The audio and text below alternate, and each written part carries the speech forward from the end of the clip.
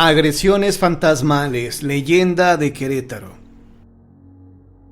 La historia del hombre que fue agredido por un fantasma fue muy popular en Querétaro a finales del siglo XIX.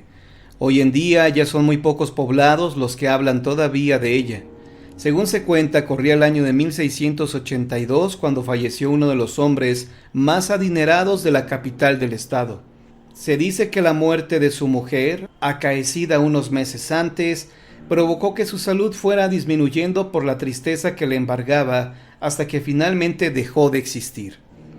Al hombre le sobrevivía su hijo y su fiel sirviente, quien no había abandonado la casa por ser la última voluntad del Señor, además de que le tenía un profundo cariño al joven. Cierta noche, justo cuando había transcurrido 3 meses del deceso del Señor, se iniciaron las perturbaciones en la vieja casona cuando el fantasma del anciano se apareció ante la presencia del sirviente solicitándole que dijera a su amo, el hijo del espectro, que pagara las deudas que su difunto padre tenía con una señora. El fantasma aseguró que de hacerlo dejaría de importunar. Al llegar a liquidar la deuda que el difunto había pedido, la señora rechazó el dinero, asegurando que con la muerte del señor se había olvidado de ella, pues al parecer no se trataba de una cantidad grande, sino más bien de situaciones más personales. Sin embargo, el fantasma del anciano volvió a aparecerse, asegurando que no podía descansar si no se saldaba la deuda pactada. Pero ante la negativa por parte de la señora de aceptar dicho dinero, el sirviente no tuvo más remedio que acostumbrarse a las constantes visitas de su amo descarnado. Los días pasaron y pronto el fantasma le pidió a su sirviente que comprara un anillo con ciertas características y se lo diera a la señora como muestra de que había cumplido con su deuda. El hombre obedeció de inmediato y aquella señora no tuvo más remedio que aceptar el costoso presente. Lo que hacía el muerto aparentemente disgustó a su esposa, quien también ya era difunta, porque ella misma comenzó a atormentar al pobre sirviente. Según cuenta la leyenda, la mujer se aparecía unas veces como ella misma y otras como un perro que arrojaba fuego por el hocico. El sirviente ya no podía conciliar el sueño, pues las perturbaciones se hicieron cada vez más constantes, al punto en que comenzaron a suceder también durante el día. Cierta vez el espectro lo tiró de su caballo con violencia. En otros ataques casi lo estrangula con una soga. Le quitó los zapatos e hizo trizas su humilde ropa. Pero la agresión más denigrante ocurrió en la víspera de Navidad, cuando al regresar de sus labores sintió que algo lo jalaba y lo levantaba por el aire. Más tarde fue hallado en un pantano, semidesnudo, pero silbando y cantando. Cuando recuperó el juicio, afirmó que la mujer lo había lanzado tan alto que por un momento creyó que ya estaba muerto. Esto hubiera sido tomado como una versión de loco si sus zapatos no hubieran aparecido en partes distintas, aparentemente sin explicación alguna.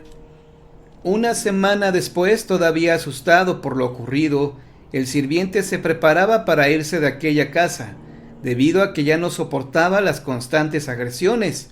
Cuando se disponía a marcharse, notó que un pájaro llevaba una piedra en el pico, la cual arrojó sobre su rostro. Según la leyenda, en cuanto la piedra golpeó su rostro, se alcanzó a escuchar la voz de aquella mujer que decía «traidor». Debido a estos siniestros acontecimientos, el sirviente enfermó y al cabo de unos días falleció. Más adelante se dedujo que al parecer aquella mujer había sido la amante del señor. Por ello, el fantasma de la mujer, atormentada, acometió contra su sirviente pensando que éste, al igual que su esposo, la había traicionado.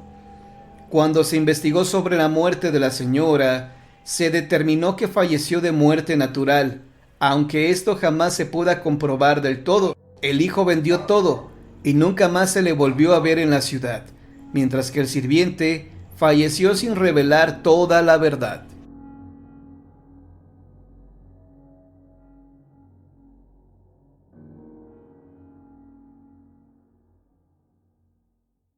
Chuy el albañil, leyenda de Nayarit. Uno de los panteones más tradicionales del estado de Nayarit es el que se encuentra muy cerca del famoso arroyo de Atotonilco, en el poblado de Aguacatlán. Este lúgubre lugar posee, además del ambiente, un aspecto auténtico, porque ahí se encuentran lápidas de carácter histórico. Ha sido constantemente ampliado y la primera sección es la que se ubica hacia el sur, cerca del antiguo Salto del Agua. De ahí se creó la segunda sección hacia el norte, y después se extendió de nueva cuenta hacia el norte. En los últimos lustros ampliaron su cobertura hacia el poniente. A pesar de su crecimiento, las leyendas que se tejen en torno a este lugar sagrado se pueden contar de a montones. Sin embargo, una de tantas que corren de boca en boca es la que contó hace tiempo don Manuel, un hombre que radicaba por la calle Abasolo, en la que relata que un conocido albañil de la localidad, al que se le conocía como Chuy, fue requerido por don Carlos Espinosa para realizar un trabajo, para él muy importante, que consistía en terminar un monumento familiar en el panteón, con la súplica de que el trabajo debería estar acabado el día que le indicara. Chuy aceptó el compromiso e inició su labor dentro del cementerio, siendo más laboriosa la faena de lo que él pensaba. Se acercaba el plazo, y el albañil estaba nervioso por saber que no era posible terminar el trabajo que le habían encomendado. Solo faltaba un día, y al ir por un andador a recoger un material, dicen que escuchó ruidos extraños. Volteó para ver si había alguna persona, pero al sentirse solo, se le enchinó la piel, y siguió escuchándose un trac, trac, trac. Las piernas ya no le respondían a Chuy. Quería correr, pero no podía, porque sentía como si tuviera bloques de piedra en las extremidades. No pudo gritar, la voz no le salía, y sintió que los pelos se le pararon como un resplandor. Volteó hacia atrás, en dirección al cerro de Atotonilco, y su sorpresa fue cuando vio a un esqueleto que lo seguía moviendo las mandíbulas, que sonaban al juntársele los dientes. A punto estaba del desmayo cuando clarito escuchó una voz que le decía: «Compadécete de mis penas que me atormentan en el purgatorio. Tengo muchos años vagando.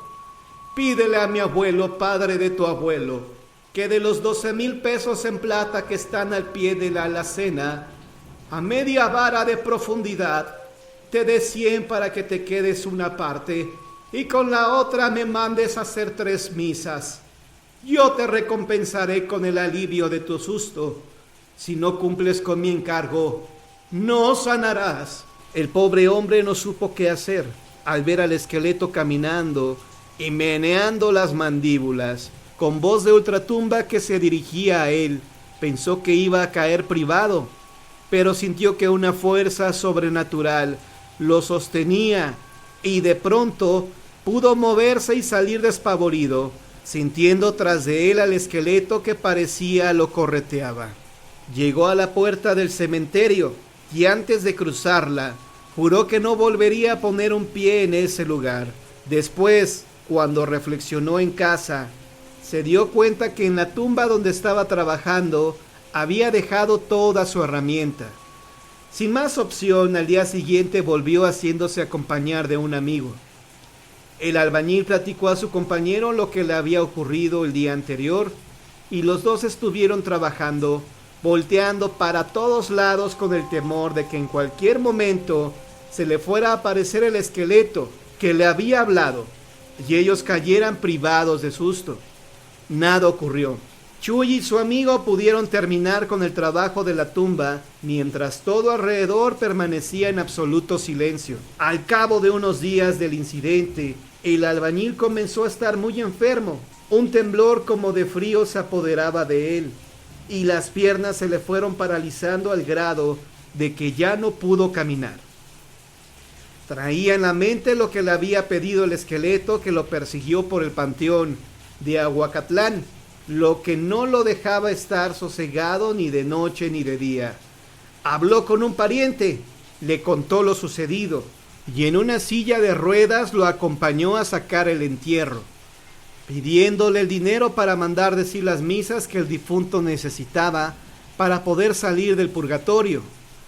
Quería hacer el encargo antes de fallecer porque realmente se sentía muy enfermo. Después de haber cumplido lo que le había indicado el esqueleto, Chuy comenzó a sentir alivio. Poco a poco empezó a sentirse mejor hasta haberse recuperado totalmente. Aquel suceso que le ocurrió le había dejado una huella profunda y cada vez que tenía oportunidad lo contaba a sus amigos. En una ocasión, platicando con un pariente lejano, este le dijo al saber lo ocurrido: hace años le pasó algo similar a Joaquín Sánchez, cuando fue a visitar la tumba de su mamá al panteón. Al escuchar Joaquín que un esqueleto se acercaba a él, ya que de las mandíbulas salía una voz de ultratumba, salió despavorido saltando por la pared del cementerio y como un loco furioso llegó a su casa. Platicó a su mujer lo que le había pasado y desde ese día comenzó a estar enfermo. Solo que a él no solamente se le paralizaron las piernas, sino que quedó lelo, perdió el habla y al poco tiempo falleció. La historia del esqueleto del cementerio era tan conocida en Ahuacatlán a principios del siglo pasado que se puede decir que era una de las leyendas más contadas.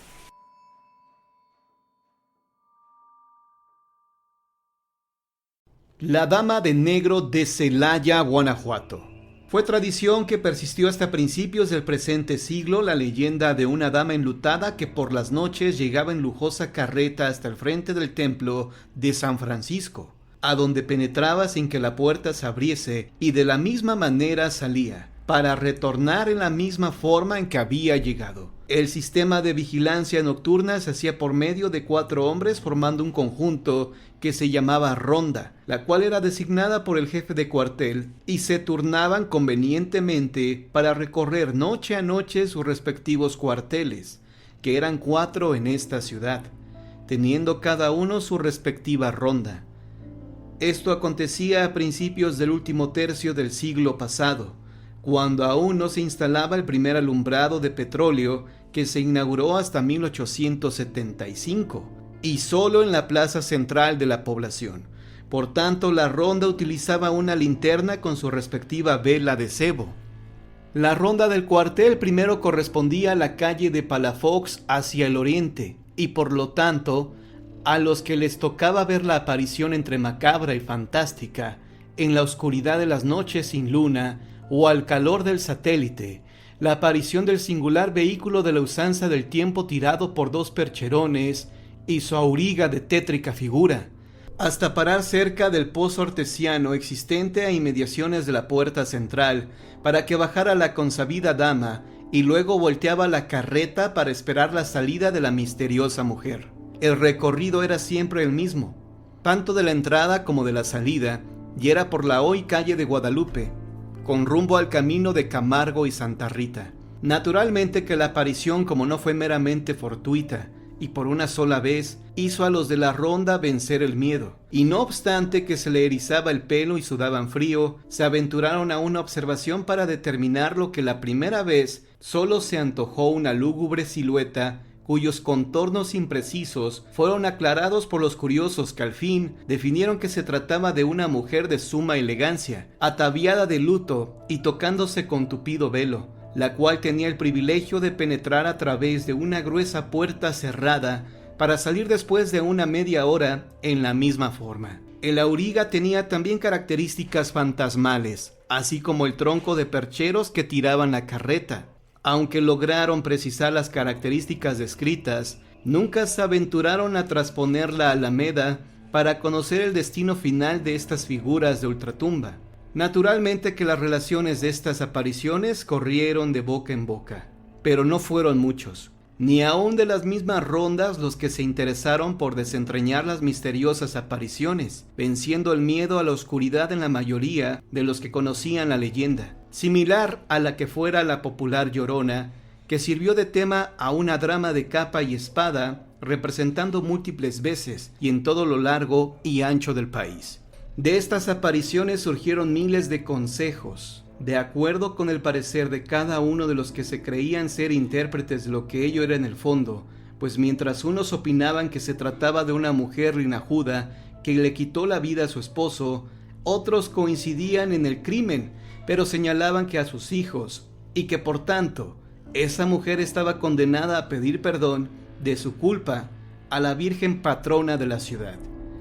De esta guisa y otras similares o distintas, surgían las hipótesis, y hasta entrando el siglo presente, y ya muertos los ronderos que daban fe de las visiones fantasmales, se había perdido esta leyenda, la leyenda de la dama enlutada de Celaya, Guanajuato.